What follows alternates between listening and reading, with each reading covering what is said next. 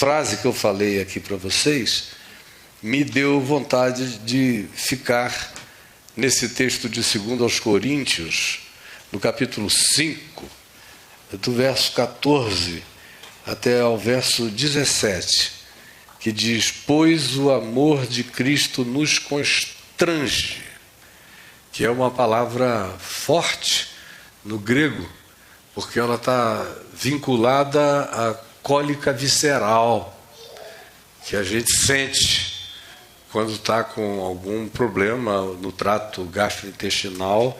Vocês conhecem perfeitamente o ataque de cólica. Ninguém aqui está com ataque de cólica, porque se alguém aqui estivesse, já saía correndo ali, deixa eu dizer, naquela direção.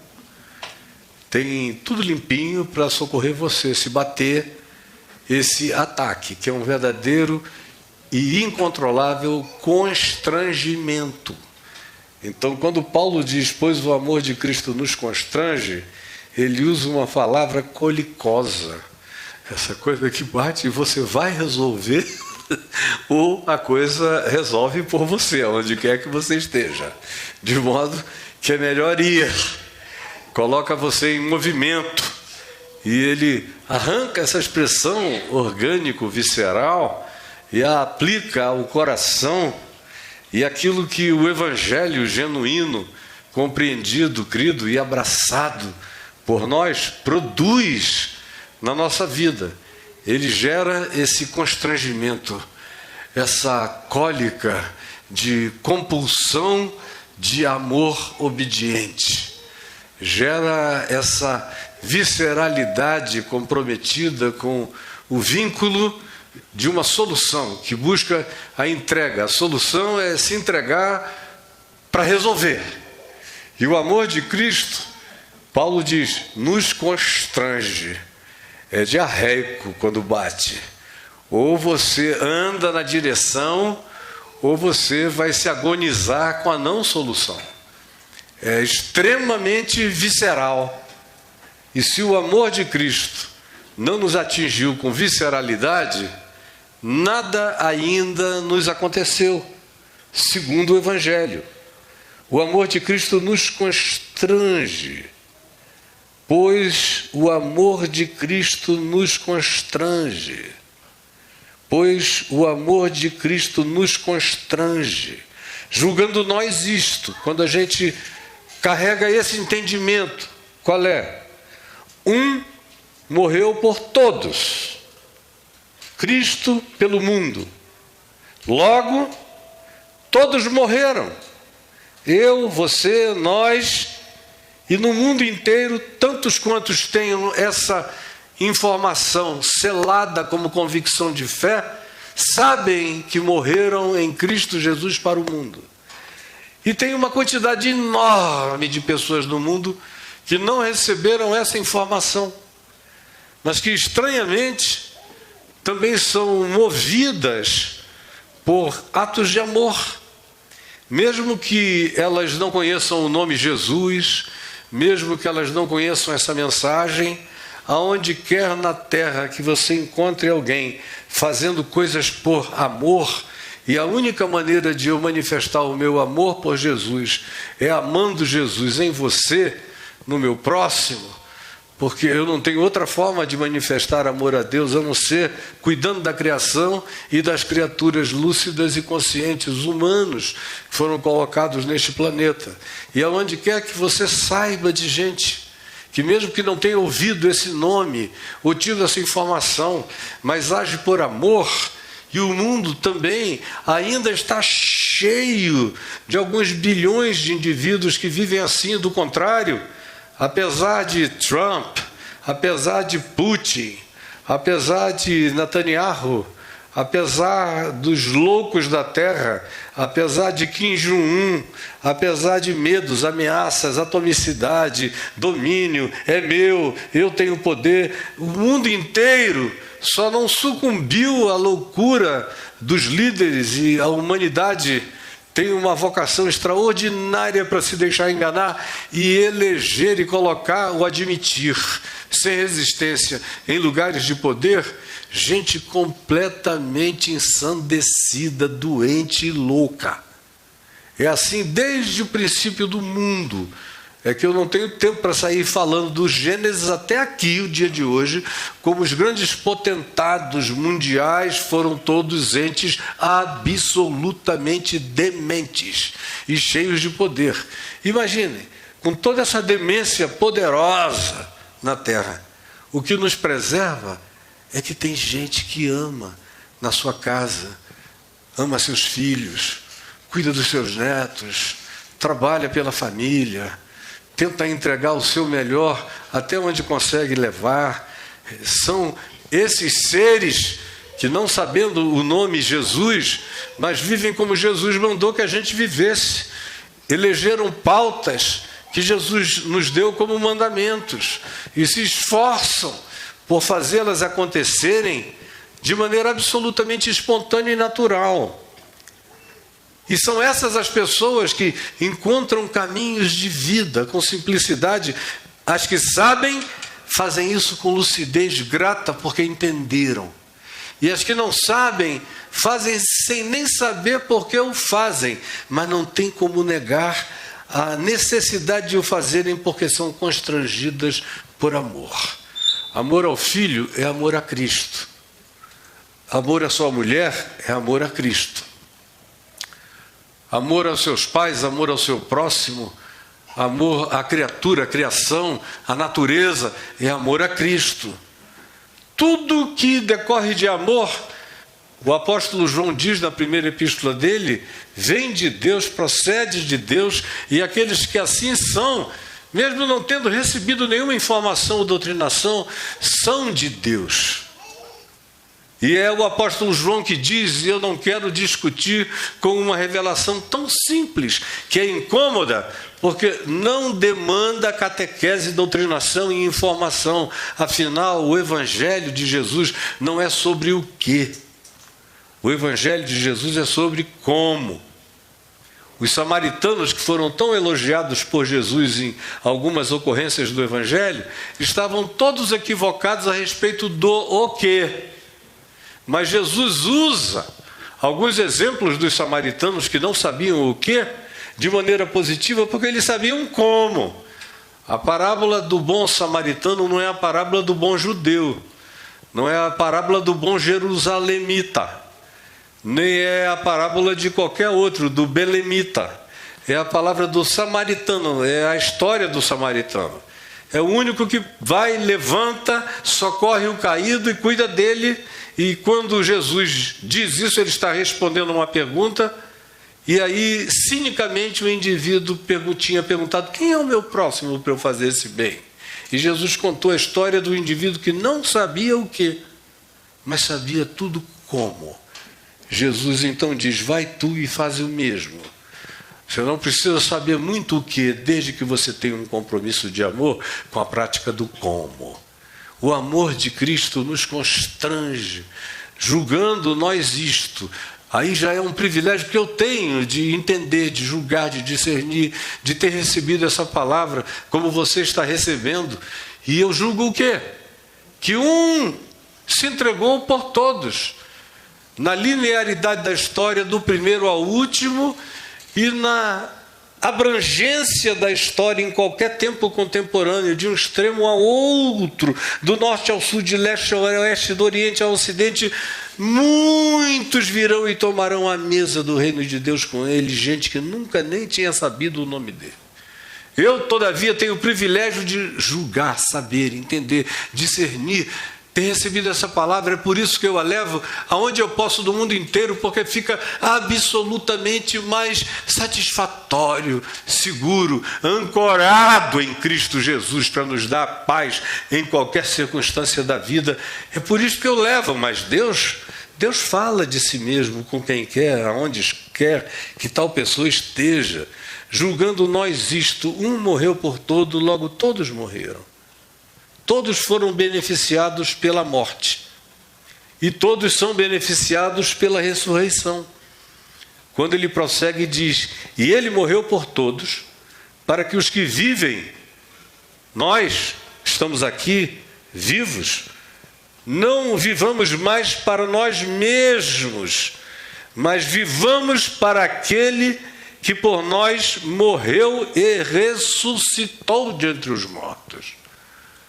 Se eu sei, o constrangimento é encarnar essa consciência que dele chegou até mim e que me revela como é ser gente para Deus e uns para os outros e vivermos o significado disso. E aí Paulo continua e diz assim, preste atenção, porque é aqui que eu quero estressar um pouco mais a nossa compreensão. Assim que nós, daqui por diante, a ninguém conhecemos segundo a carne. Essa é uma expressão estranha. Nós, Paulo diz, daqui por diante, a ninguém conhecemos segundo a carne. Já agora, é isto que está estabelecido. E se antes conhecemos mesmo a Cristo segundo a carne, já agora não o conhecemos deste modo. Ele está falando de quê? Ele está falando da vida dele, do mundo de informações. Paulo, por muitas pessoas, é reputado como um dos gênios da história humana.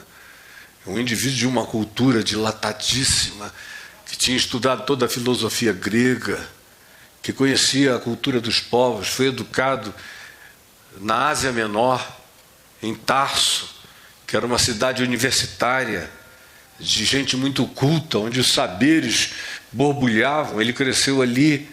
Depois foi enviado para Jerusalém para estudar de maneira particular com um dos rabinos mais importantes daquele tempo, e se diz que ele assentava-se aos pés de Gamaliel para receber a interpretação das escrituras do Velho Testamento e de tudo aquilo no que Gamaliel era versado, em cultura do rabinato judaico, de todas as histórias, das literaturas paralelas, estudou todos os livros considerados canônicos e não canônicos, sabia todas as coisas, tinha informações sobre tudo, inclusive também sobre Jesus, a quem ele odiou com todas as forças da sua carne, e se entregou como assassino, torturador, molestador, aprisionador, carcereiro, carrasco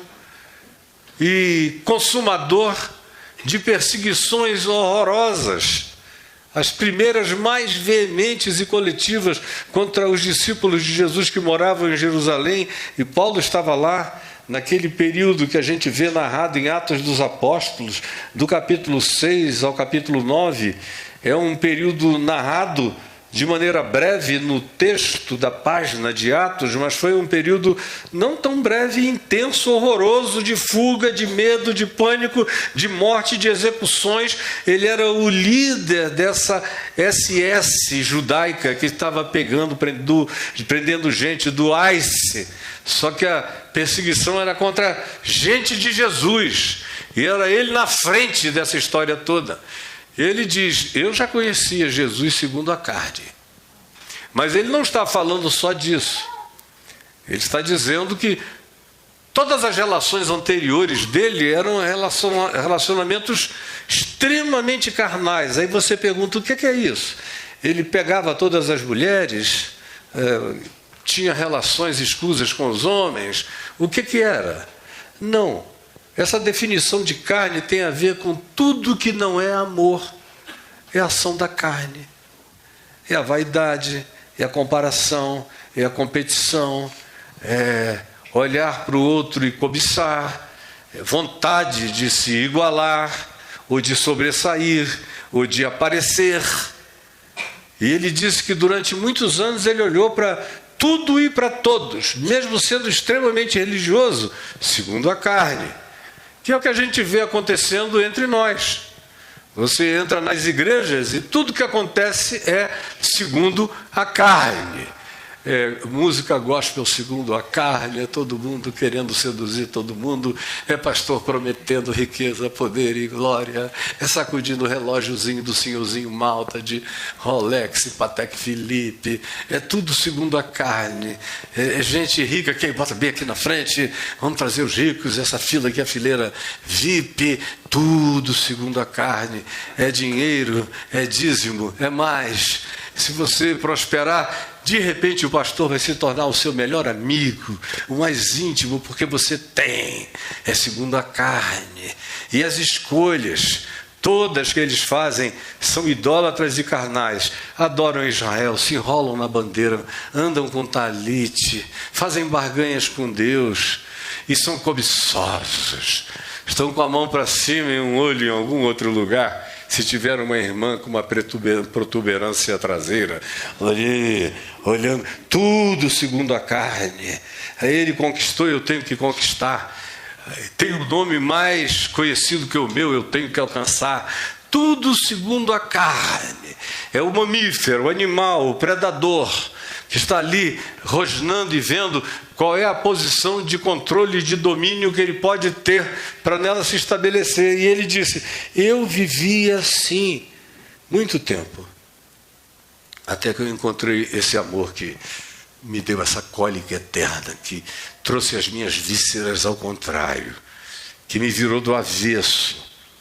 Houve um tempo que eu conhecia tudo assim, mas quando eu entendi que um morreu por todos, logo todos morreram, o que aconteceu é que o constrangimento do amor de Cristo me salvou da mediocridade predatória desse ente mamífero achatado pela idiotice, como eu vivi durante muito tempo, e eu fui liberto para perceber dimensões absolutamente maiores e mais sublimes do que tudo que eu podia ter enxergado antes. Assim, é que daqui por diante eu não conheço mais nada segundo a carne. E se antes eu conheci a Cristo segundo a carne, já agora eu não o conheço desse modo. A minha pergunta é, ouvindo o que Paulo disse, e olhando para você mesmo, para nós mesmos, me responda. Em que natureza, grau de percepção, de cognição, de espiritualidade, de compreensão, de introjeção do que é compreendido, de fé, de expressão, de amor sincero por Ele, que viaja por dentro da nossa atitude, maneira, modo de interpretar a vida do outro, dos que a gente gosta, dos que a gente não gosta, dos que gostam de nós e dos que nos odeiam, tanto faz. Há uma maneira carnal de lidar com essas coisas e é uma maneira diferente, constrangida pelo amor de Deus, de tratar tudo isto. E a pergunta é, em que ponto dessa jornada você ainda está? Você que tem informação.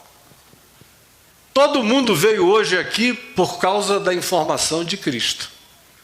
Foi para ouvir o Evangelho. Mas como é que você conhece a Cristo? A maioria quase total dos cristãos que eu conheço conhecem a Jesus segundo a carne. Eles conhecem a Jesus por quê? Você já pensou por quê que você conhece a Jesus? A maioria dos que estão aqui conhecem Jesus porque nasceram no Brasil. Primeiro conheceram a Jesus catolicamente, mas está lá Jesus, o espiritamente, o afro-amerindiamente, o protestantemente, o evangelicamente, o pentecostalmente. Mas foi só por isso. Se você tivesse nascido na Arábia Saudita, você eventualmente seria muçulmano.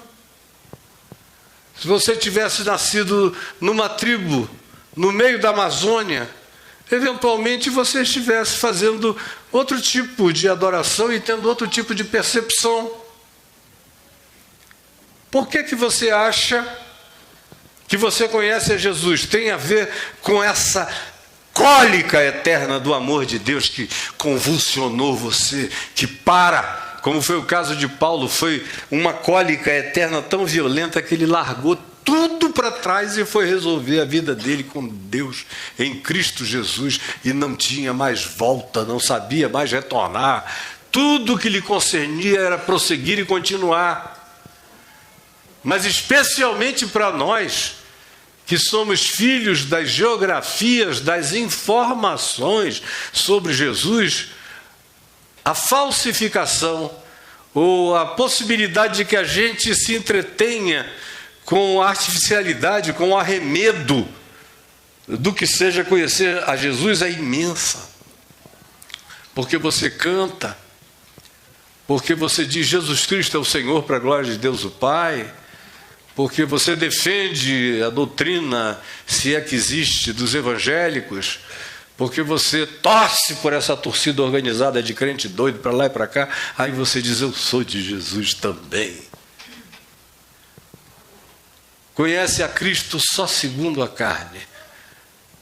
O Cristo que quer ter muito deputado federal e senador no Congresso, é o Cristo que quer ser dono de governadores no país inteiro, é o Cristo que quer ter presidentes da República assinando coisas que favoreçam esse gueto arrogante chamado igreja. Como é que você conhece a Jesus?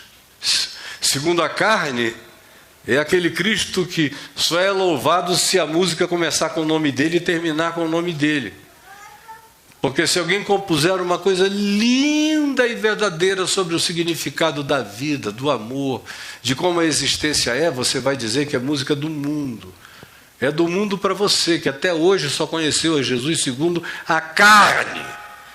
É um carnal fazendo esse tipo de juízo por absoluta estupidez mental. Paulo diz, se um dia eu conhecia Jesus segundo a carne, já agora eu não conheço desse modo. E a gente só passa a conhecer a Jesus desse outro modo, onde essas ninharias religiosas todas perdem o significado para sempre, passam a ser literalmente idiotices que a gente precisa aprender a deixar e nos descondicionarmos dela, se a gente for atingido por algo que no contexto antecedente ele chama de o temor do Senhor. Quando ele diz, aqui em cima, no capítulo 5, do verso 7 em diante, ele afirma, é por isso também que nos esforçamos, para que quer presentes, quer ausentes, nós lhe sejamos agradáveis. E o contexto disso tem a ver com o fato de que ele diz, eu conheço o temor do Senhor. É o temor do Senhor que me dá bom ânimo, que me ensina a andar pela fé e não pelo que a gente vê. É o temor do Senhor presente em nós que suscita grande confiança de entrega e esse desejo de lhes ser agradáveis. E assim, conhecendo o temor do Senhor, ele diz no verso 11, persuadimos os homens também a respeito do benefício dessa experiência de entrega e de conhecimento. E não é uma persuasão de perturbação e chatice, mas de oportunidade sábia que divide primeiro pelo exemplo e em segundo lugar por palavras de sabedoria nas horas adequadas. Persuadimos, e não é gritaria, é persuasão, é lógica, é razão, é sentido, é exemplificação, é demonstração de como o Evangelho funciona naturalmente na vida quando nós aprendemos a viver assim. E não fazemos nenhuma recomendação de nós próprios. Essa vida resplandece a percepção de quem é Deus em nós para quem quer que nos observe. Esse é o amor que decorre dessa consciência, do Cristo vivo. E o temor do Senhor é essa reverência apaixonada pelo absoluto de Deus. O temor do Senhor é essa reverência apaixonada pelo absoluto de Deus. Repita aqui comigo. O temor do Senhor é essa reverência apaixonada. Reverência apaixonada. Você sabe pelo quê? Sabe completar? Reverência apaixonada pelo amor de Deus em Cristo Jesus. Enquanto isso não entra Não adianta, você pode ser catequizado todo dia, ouvir tudo que você quiser, mas você vai continuar sendo um boneco de carne, como Paulo diz em 1 Coríntios, só uma máquina solar condicionada, até que entre o temor do Senhor. E é Ele, é essa reverência apaixonada, provocada pela consciência do amor de Deus em nós, em Cristo Jesus, que transforma a vida de dentro para fora, com esse constrangimento que nos avessa e nos atravessa. E então ele diz, um dia, eu posso até ter conhecido assim, mas hoje já não é assim que eu conheço. A minha pergunta para nós, hoje, nesse dia em que vamos partilhar a ceia do Senhor, como é que você conhece a Cristo Jesus? A maioria dos religiosos que nos pregam, nos catequizam, e que vocês assistem aí nas internets falando de Deus para todo lado, estão falando de Jesus segundo a carne. Tudo tem a ver com interesses, com vai ganhar mais, é o propósito de aumentar, são os objetivos os mais variados, tudo no fim acaba com dinheiro, poder, fama ou aparência, tudo segundo a carne. Mas como é que você conhece a Jesus? É ainda esse Cristo da carne? Você conhece o Jesus da crucificação, que é um presépio, ou conhece o Jesus da cruz, que é um fenômeno divino e misterioso, manifesto desde antes da fundação do mundo, e é o absorvedor de todas as culpas, iniquidades, infelicidades, contradições, relatividades e dores humanas e de toda a criação. Esse é o Cristo da cruz, não o Jesus da crucificação. Jesus da crucificação, você faz um sinal quando passa na porta de algum lugar, ou beija uma cruzinha, ou faz qualquer negócio desse. É conhecer Jesus segundo a carne. Mas você já o conheceu segundo o Espírito? Motivado por esse temor do Senhor, que é essa paixão cheia de alegria e devoção, e que se entrega, e que se abandona, e que não tem mais perguntas. Ele é a minha resposta, nele eu silencio tudo e me entrego sem reserva de nenhuma natureza, e permito que Ele me convulsione, me mude, me transforme, me traga de dentro para fora, me revele a mim mesmo para que eu me melhore para a vida em Deus no mundo. Eu sei que todo mundo aqui conhece, no mínimo, a Jesus segundo a carne. Mas o nosso chamado é para conhecê-lo no Espírito, é para andarmos com Ele. Quem o conhece no Espírito, ora e sabe que está sendo ouvido.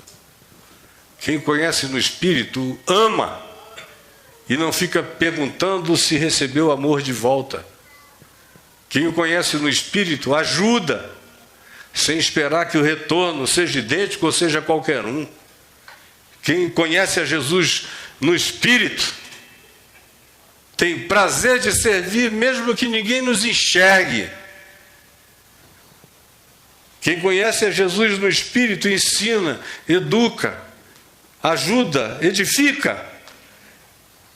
E se os que receberam essa benfazeja intervenção entendem com gratidão, que bom, faz bem.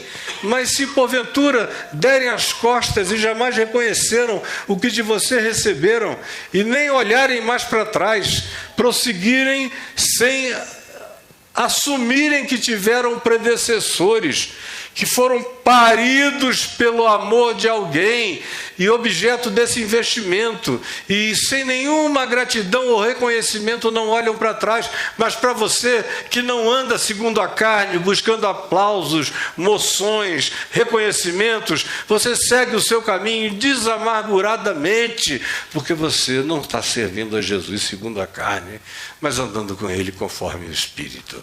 E conhecendo-o nesse nível, como é que você o conhece? E aí tem uma última coisa, nessa palavra singela que eu trouxe a vocês hoje. A outra ia ser um pouco mais elaborada, mas eu preferi simplificar. Tem uma última coisa. É o que Paulo diz concluindo aqui. Olha só. Como ele afirma, e assim, por causa disso, esse assim evoca o contexto e a consequencialidade de viver assim, compreender assim, praticar assim, se tornar assim. E o que é que isso produz? Produz. E assim, se alguém está em Cristo dessa forma, não segundo a religião, a catequese, a doutrinação, a decoração de normas e de regras, os olhares de juízo, as aquisições dizimais de lugares especiais, supostamente diante de Deus, tudo isso é seguir a Jesus segundo a carne. Juízos, ódios, raivas, antipatias, desse eu sou irmão, daquele eu não sou. A consequência disso é que fica todo mundo infeliz, como a maioria sabe. Um evangelho que não produz aquilo que promete entregar, porque aqueles que são objeto dessa entrega não se entregam para o evangelho. E não havendo isso, Paulo diz qual é o resultado. Havendo isso, ele afirma que incontestavelmente haverá um resultado, e não havendo, não haverá nada. E assim, se alguém está em Cristo, é nova a criação. Porque o objetivo disso tudo é criar uma nova humanidade. Ali está dito criatura. O texto grego fala de criação. Uma nova criação. É gente nova. Para uma nova humanidade. A verdadeira igreja de Deus não é uma repetição sociológica da mediocridade, da torpeza da sociedade humana. Ela quer ser, se oferece para ser, mostra ser, exemplifica ser o projeto de uma nova criação, de uma nova humanidade ligada ao Filho do Homem, parecida com o Filho do Homem, que vai ficando a cara de Jesus, com as reações de Jesus, com os perdões de Jesus, com o entendimento de Jesus, com os significados, valores e princípios de Jesus. É uma nova criação com novos pensamentos, com novas interpretações, que não fica achando que ninguém é otário, simplesmente por ter desistido consciente e lucidamente de praticar as mesmas coisas que se pratica no mundo quando a gente está com ódio, está com raiva, é maltratado, é desprezado. Não! Eu não me sinto mole, nem bobo, nem besta, nem idiota, nem acovardado. Coitado é aquele que, recebendo todo bem, me devolve todo mal, ou toda idiotice, ou toda indiferença, ou toda antipatia. Isso não tem nada a ver comigo. Eu prossigo no meu caminho. Quando você é de fato atingido por esse constrangimento que faz esse glupt interior, aí brota a nova criação dentro de você. A nova criação é resultado de não conhecer mais Jesus segundo a carne, mas segundo o Espírito. E de andar com Ele, como Ele pediu que andássemos, negando-nos a nós mesmos, tomando a nossa cruz e seguindo todos os dias da nossa vida com a alegria dessa entrega. Mas se não houver a alegria dessa entrega, motivada pelo amor apaixonado por Deus em Cristo Jesus, que é o que produz esse temor transformador, que não é fruto do medo, nem do pânico, nem do juízo, mas dessa alegria reverente, que se quebranta apaixonadamente, e quando assim faz, eclode essa gravidez da nova criação dentro de nós. Isso não é teoria. É para isso que eu estou vivo na terra, e você também.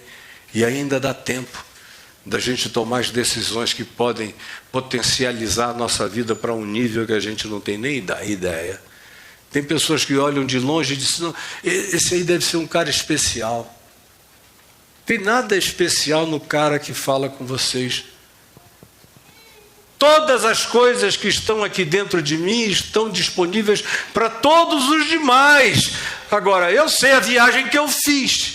de amor, de paixão, de entrega, de muitas vezes me perguntar: por que eu estou indo fazer isso? Por que eu vou fazer esse sacrifício? Por que eu tenho que acordar todo dia essa hora durante anos e anos e anos e não ter hora para dormir, nem sossego, nem tempo para parar, servindo gente durante décadas e décadas e décadas, e às vezes você olha para trás, a maioria daqueles a quem você ajudou nem enxergam mais, nem lembram mais, mas tanto faz, quem perdeu foi eles. Eu sigo e prossigo, e não vou retroagir. Eu sou filho da nova humanidade em Cristo Jesus.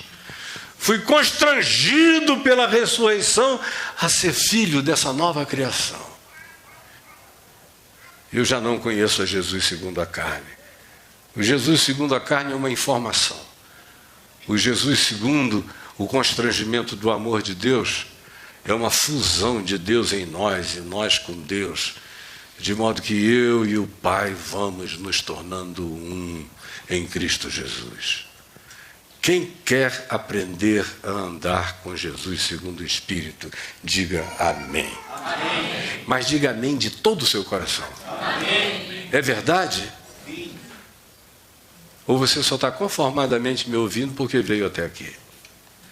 Mas se tiver alguma coisa do Espírito de Deus molestando, desafiando, chamando e gerando proposição a qual você aceite no seu coração para deixar o Jesus segundo a carne e andar nele, não daquele modo, mas agora constrangido pelo amor de Deus, sabendo que um morreu por todos, logo todos morreram, para que hoje aqueles que vivem não vivam mais para si mesmos, mas para aquele que por nós morreu e ressuscitou.